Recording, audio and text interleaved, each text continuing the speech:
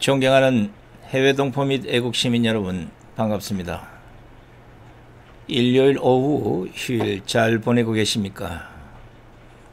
나라 꼴이 말이 아니다 보니까 일요일도 역시 갑갑하실 거라 믿습니다. 어제 박근혜 대통령님께 보내는 8회 영상 편지에 보여주신 여러분의 성원과 애국심, 저는 다시 한번 감탄했습니다. 댓글을 보니 많은 분들이 눈물을 흘리셨다고 적었더군요. 어쩌겠습니까? 지금은 울 수밖에요. 자, 그럼 기분 전환을 위해서 8월 26일 애국 시청자들이 들려주는 지금의 대한민국 6번째 이야기를 시작하겠습니다. 오늘 첫 번째 들려드릴 이야기는 순수하신 시아버지와 너무도 착한 며느리의 순수한 이야기입니다. 안녕하세요. 저는 33살 먹은 주부예요. 32살 때 시집와서 남편이랑 분가해서 살았고요. 남편이 어머님 돌아가시고 혼자 계신 아버님 모시자고 이야기를 하더군요. 어느 누가 좋다고 할 수 있겠어요. 그 일로 남편이랑 많이 싸웠어요. 위에 형님도 있으신데 왜 우리가 모시냐고. 아주버님이 대기업 다니셔서 형편이 정말 좋아요. 그 일로 남편과 싸우고 뻗고 거의 매일을 싸웠어요. 하루는 남편이 술을 먹고 울면서 말을 하더군요. 뭐든 다른 거는 하자는 대로 다 할 테니까 제발 이번만은 부탁 좀 들어달라고요. 그러면서 이야기를 하더라고요. 남편이 어릴 적에 엄청 개구장이었대요. 매일 사고치고 다니고 해서 아버님께서 매번 뒷수습하러 다니셨다고 그러더라고요. 남편이 어릴 때 골목에서 놀고 있는데 지나가던 트럭에 받칠 뻔한 걸 아버님이 보시고 남편 대신 부딪히셨는데 그것 때문에 지금도 오른쪽 어깨를 잘 못 쓰신대요. 그리고 아버님 하시던 일이 막노동이었는데 남편이 군에서 제대하고도 26살 때쯤까지 놀고 먹었다고 합니다. 아버님이 남편을 늦게 낳으셔서 지금 아버님 연세가 68세가 되세요. 남편은 33살이고요. 60이 넘으셨을 때도 막노동 하시면서 가족들 먹여 살리고 고생만 하셨다네요. 막노동을 오래 하면 시멘트 독이라고 하나, 하여튼 그것 때문에 손도 쩍쩍 갈라지셔서 겨울만 되면 많이 아파서 괴로워하신다고 하더라고요. 평생 모아오신 재산으로 마련하셨던 조그마한 집도 아주머님이랑 남편 결혼할 때 집장만 해주신다고 파시고 지금 전세 사신다고 하고요. 그런데 어머님까지 돌아가시고 혼자 계신 거 보니 마음이 아파서 눈물이 자주 난다고 하더라고요. 저희요.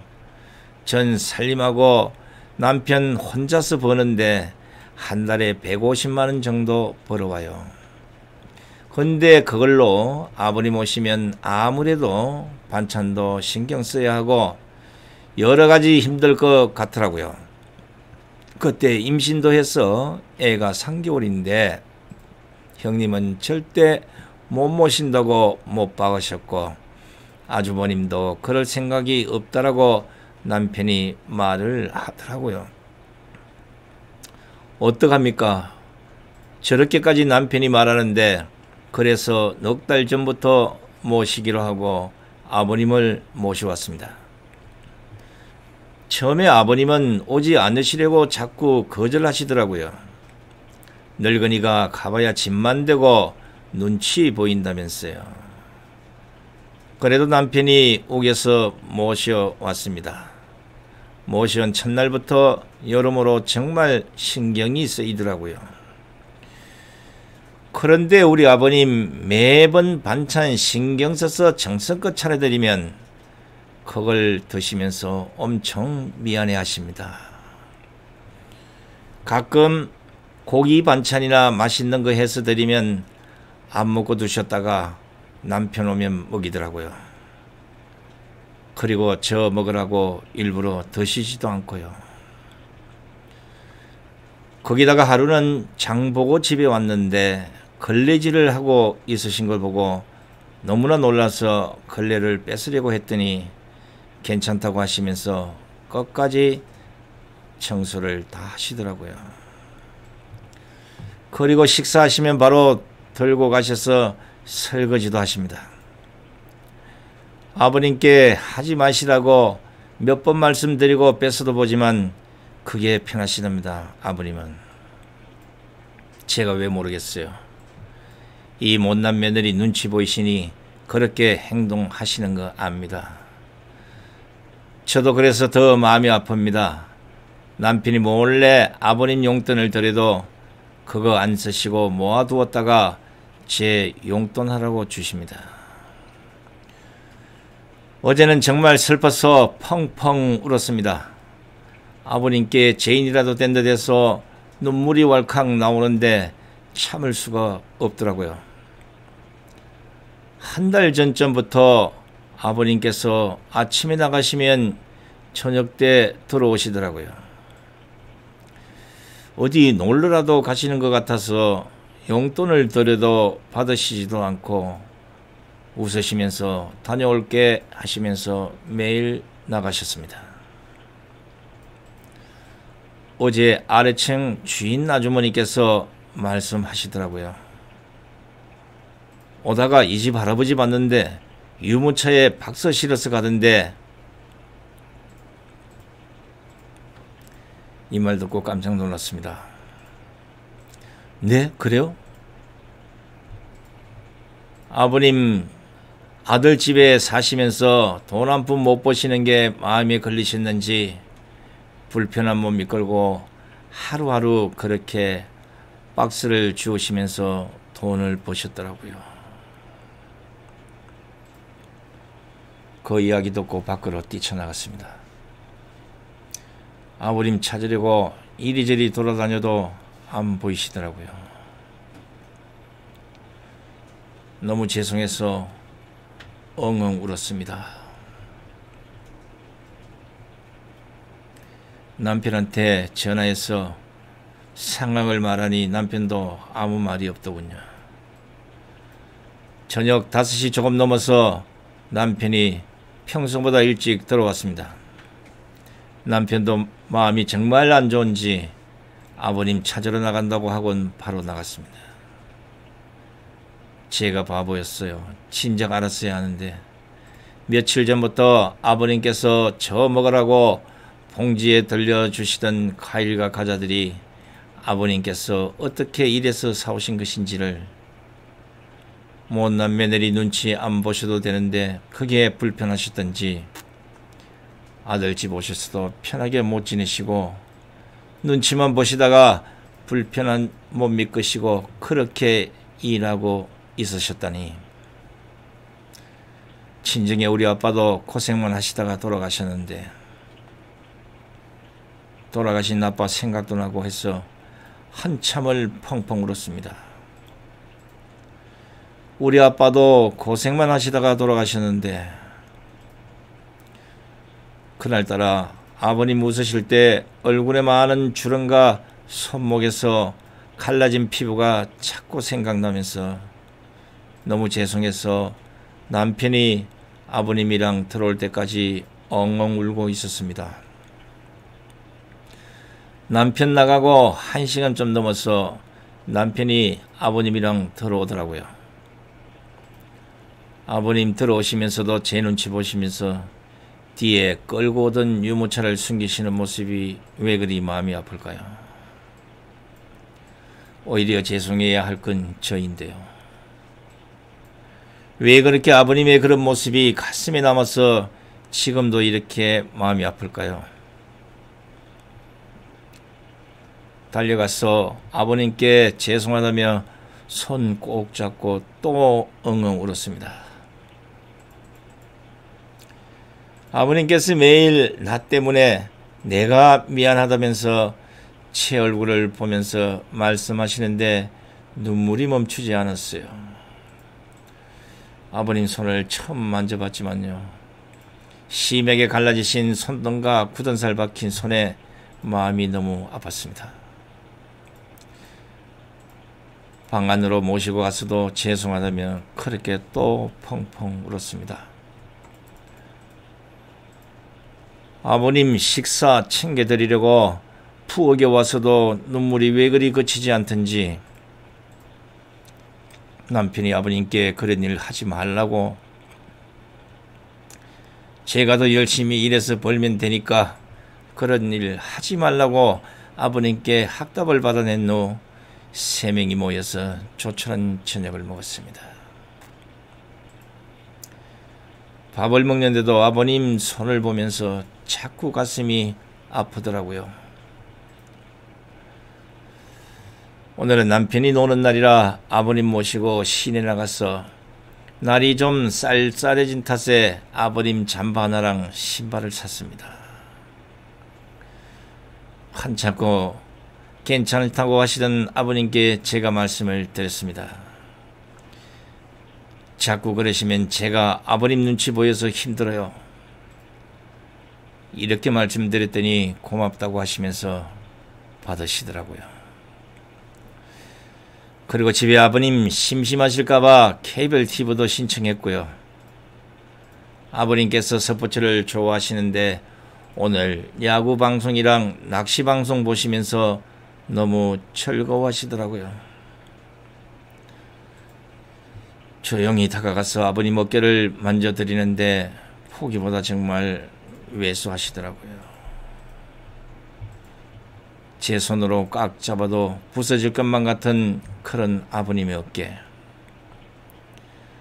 지금까지 고생만 하시고 자식들 뒷바라지 하시느라 평생 헌신하시면서 살아오셨던 아버님의 그런 자취들이 느껴지면서 마음이 또 아팠습니다. 남편한테 말했어요. 저 평생 아버님을 정말 친아버지처럼 생각하고 모신다고요. 비록 지금은 아버님께서 불편해하시지만 언젠가는 친딸처럼 생각하시면서 대해주실 때까지 정말 잘 할 거라고요. 마지막으로 아버님, 제 눈치 안 보셔도 돼요. 제가 그렇게 나쁜 며느리 아니잖아요. 아버님의 힘드신 희생이 없으셨다면 지금의 남편도 없잖아요. 그렇다면 지금의 저와 뱃속에 사랑스러운 손자도 없을 거예요. 저 아버님 싫어하지 않고 정말 사랑해요. 아버님, 그러니 항상 건강하시고 오래오래 사셔야 됩니다. 그리고 2번 다시 그런 일 안 하셔도 됩니다. 저 허리띠 졸라매고 알뜰하게 살게요. 사랑해요, 아버님. 또 가슴이 먹먹합니다. 저도 부모님을 모시고 살았기에 이 글을 읽으면서 많은 반성을 뒤늦게 해봅니다. 33살의 며느리가 시아버지께 보내는 이 편지를 읽으면서 우리 사회는 그래도 이런 분들 때문에 살 가치가 있다고 생각을 합니다.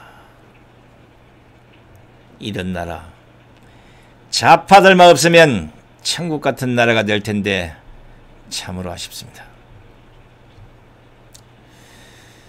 2번째는 자유한국당 안상수 의원의 글을 낭독해 드리겠습니다. 좌파 운동권 25개 단체에서 길거리에 전국적으로 서명판을 차려놓고 왕래하는 주민들에게 평화협정 찬성 서명을 받고 있다고 합니다. 아무것도 모르는 가정주부, 노인네들에게 전쟁이냐 평화냐고 물으면 모두가 평화를 택하지 않겠습니까? 이런 얄팍한 술책으로 주민들을 속이면서 평화협정 서명을 받고 있다고 합니다. 큰일입니다.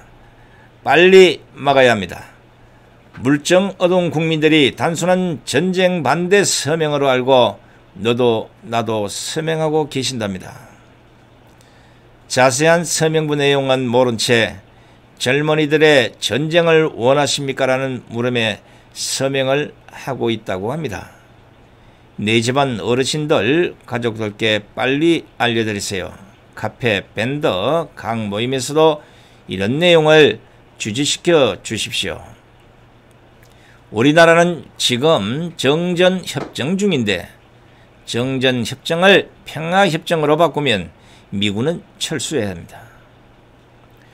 월남에서도 정전협정을 평화협정으로 바꾸고 미군이 철수하자마자 월남은 즉시 공산화가 되었습니다. 북한 핵위협 상태에서 미군 철수하면 우린 적화 통일될 수밖에 다른 도리가 없습니다. 이거를 받는 모든 분들은 이 서명운동 저지에 전력을 기울여 주십시오. 모두가 내일입니다. 우리들의 목숨이 걸려 있습니다. 하여간 이 좌파들은요, 나라에 이득되는 짓은 아예 이게 안 되나 봅니다. 이게 어떻게 하면 나라가 망하거나 아니면 공산화되거나 뭐 뒤집어지거나 이런 것만 노리고 사는 이 DNA 자체가 이거 무슨 이상한 인간들인지. 하여간 지금 그래서 말했듯이 노인들, 어르신들께서는 절대 이런 꼬임에 넘어가시면 안 됩니다. 세 번째 글은 최근 혼란을 겪고 있는 KBS 공룡노동조합의 성명서를 낭독해 드리겠습니다. 이제는 채용 비리까지 저지르는가? KBS를 떠나 좌파 성향의 인터넷 매체인 뉴스타파로 이직했던 기자가 다시 KBS 기자로 특별 채용된다고 한다. 이유는 탐사보도 뉴스를 강화하기 위해서라는 것이다. 특별 채용되는 장본인은 2년 전 친일과 간첩 등을 다룬 훈장이라는 프로그램을 만들었다가 편파 왜곡 시비로 한 편만 방송되고 다른 한 편은 제작 중에 인사가 나는 등의 상황에서 자의로 사표를 내고 뉴스타파로 자리를 옮겼던 기자다. 물론 그는 언론노조에서 핵심적 역할을 했던 인물이다. 당시 그는 KBS를 떠날 때 미디어오늘과의 인터뷰에서 방송이 연기되는 과정을 보며 KBS가 공영방송이 아니고 사유화되어 있다는 느낌을 받았다. 누군가에 의해 점유되어 있다는 느낌을 받았다고 말했다. 그는 그가 KBS에서 제작했던 내용 등을 뉴스타파에서 방송했고 그동안 뉴스타파 기자로 활동해왔다. 그런데 특별 채용 형식으로 다시 입사한다고 한다. KBS가 퇴사한 직원이 다시 원하면 들어올 수 있는 개인 기업인가? 언론노조 출신이면 퇴사도 마음대로 다시 입사도 마음대로 하는 회사가 되었단 말인가? KBS가 싫다며 뉴스타파에 갔던 기자들이 들어있다. 이번에 들어오는 기자 외에 또 다른 뉴스타파 기자도 다시 KBS에 들어올 예정이라고 한다. 그들에게 입사를 건의하는 쪽이 이상하게도 진실과 미래위원회라고 한다. 진실과 미래위원회는 과거 보수 정권 때 일했던 기자, PD 등에 대한 불공정 등을 이유로 조사해서 징계를 건의하는 기구가 아닌가?